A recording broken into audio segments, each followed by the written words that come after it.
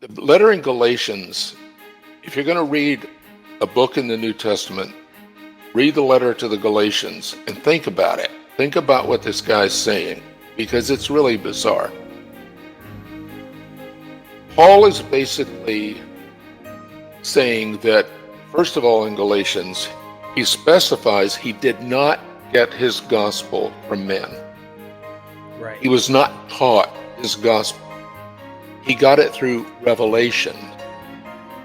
A series of revelations where Paul is presumably hearing Jesus and maybe seeing Jesus speaking to him.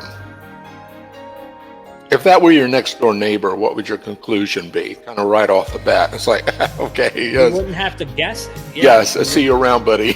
It was great talking to you. Yeah. Later. Then Paul, I mean, it gets better and better and better in Galatians. He tells the people that he's writing to that when he converted, he didn't go up to Jerusalem. He didn't go and search out Jesus' brothers, and he didn't find the other disciples and apostles. He took off for Arabia. He spent some time in Arabia, because that's what, as one does when you undergo a deep religious conversion, and the relatives of the person you converted to are still alive, you ignore them. Then, after years, in response to a vision, naturally, he finally goes up to Jerusalem and he spends some time with the Apostle Peter and Jesus' brother James. He tells his congregations in this letter that it added nothing to his preaching. It didn't change his message. So meeting Jesus' brother and, on this rock I will build my church, yada, yada. But nothing. He just blows that off.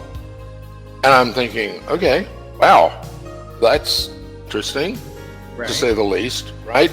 I mean, what are the odds that a normal, rational person would do that and have no change of opinion or didn't change anything? The other thing about Paul, which is just mind-blowing if you think about it, is Paul has no interest in gospel Jesus. He doesn't mention a single one of Jesus' miracles. He doesn't mention that Jesus publicly raised people from the dead. Walked on water. Did all kinds of stuff like this. Multiplied food. But you would think the raising people from the dead, you would think somebody would have something to say about that. He doesn't specifically quote any of Jesus' teaching. He doesn't go into, as Jesus said in the Sermon on the Mount, blah, blah, blah, blah, blah. He's not interested in that. In fact, Paul doesn't get interested in Jesus until Jesus dies and is raised. And he tells here's how you see the progression of theology in the New Testament. Paul, who is the first Christian writer of whom we have any surviving record, he's writing now 30 years before the first gospel is written. Paul tells us that Jesus was declared the Son of God by his resurrection from the dead.